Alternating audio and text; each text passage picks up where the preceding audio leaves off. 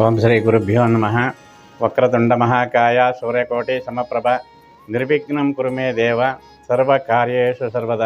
ಸಮಸ್ತ ಪ್ರತಿನಿಧಿ ಕನ್ನಡ ವಾಹಿನಿ ವೀಕ್ಷಕರಿಗೆ ವಂದನೆಗಳೊಡನೆ ನಿಮ್ಮ ದೇಶಿಕರ್ ಸಂಪತ್ ಕುಮಾರ್. ಅದಾಗಿ ಆದಿಗುರು ಶಂಕರಾಚಾರ್ಯರ ಜಯಂತಿ. ಸಂಕರೋತಿ ಶಂಕರ ಎಂಬಂತೆ ಸಂ ಎಂದರೆ ಒಳ್ಳೆಯದು, ಕರೋತಿ ಎಂದರೆ ಮಾಡುವುದು ಎಂದರ್ಥ. ಶಂಕರಾಚಾರ್ಯರು ದ್ವೈತ ಮತ ಸ್ಥಾಪಕರು. ಜಗತ್ತು ಶಾಶ್ವತ ಬಿಟ್ಟರೆ ಎಲ್ಲವೂ ಶಾಶ್ವತವಲ್ಲವೆಂದು ಅಹಂ ಬ್ರಹ್ಮಾಸಿ ಎಂದು ಬೋಧಿಸಿದವರು. ಕೇರಳ ರಾಜ್ಯದ ಕಾಲಟಿ ಎಂಬ ಗ್ರಾಮದಲ್ಲಿ ಶಿವಗುರು ಆರ್ಯಾಂಬ ಎಂಬ ದಂಪತಿಗಳಿಗೆ ಶಿವನ ಅನುಗ್ರಹದಿಂದ, ಶಿವನ ಆಶೀರ್ವಾದದಿಂದ ಜನಿಸಿದವರೇ ಶಂಕರರು. ಇವರು ಕೂಡ ವೈಶಾಖ ಶುಕ್ಲ ಪಂಚಮಿ ಎಂದು ಶಿವನ ನಕ್ಷತ್ರವಾದ ಆರಿದ್ರಾ ನಕ್ಷತ್ರದಲ್ಲಿ ಜನಿಸಿದವರು. ಬಾಲ್ಯದಲ್ಲೇ ತಂದೆಯನ್ನು ಕಳೆದುಕೊಂಡು ತಾಯಿಯವರ ಮಾರ್ಗದರ್ಶನದಲ್ಲಿ ಶಾಸ್ತ್ರೋಕ್ತವಾಗಿ ಉಪನಯನವಾಗಿ ವೇದ ಸಂಸ್ಕೃತ ಅಧ್ಯಯನ ಮಾಡಿದವರು.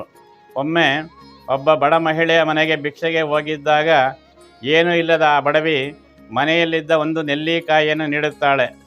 ಆಕೆ ಬಳಿ ಏನೂ ಇಲ್ಲವದನ್ನು ಮನಗಂಡ ಶಂಕರರು ಅವರ ಮನೆಯ ಪಡಸಾಲೆಯಲ್ಲಿ ಕುಳಿತು ಮಹಾಲಕ್ಷ್ಮಿಯನ್ನು ಕುರಿತು ಕನಕದಾರ ಸ್ತೋತ್ರವನ್ನು ರಚಿಸಿ ಮಹಾಲಕ್ಷ್ಮಿಯ ಕೃಪೆಯಿಂದ ಚಿನ್ನದ ನೆಲ್ಲಿಕಾಯಿಗಳನ್ನು ಕೊಡಿಸುತ್ತಾರೆ.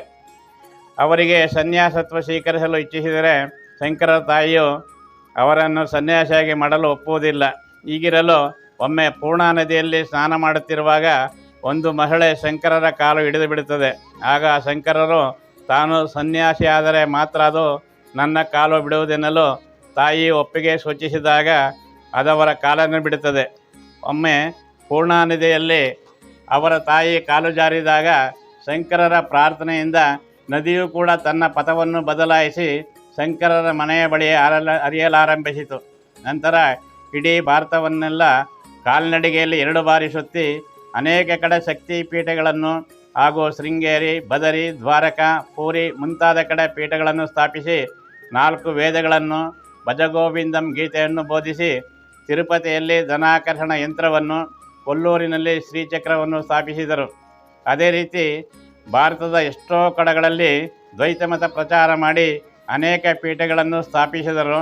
ಅವುಗಳಲ್ಲಿ ಕಾಂಚೀಪುರಂ, ಮಧುರೆ ಮುಂತಾದವುಗಳು ಸರಿಯೇ.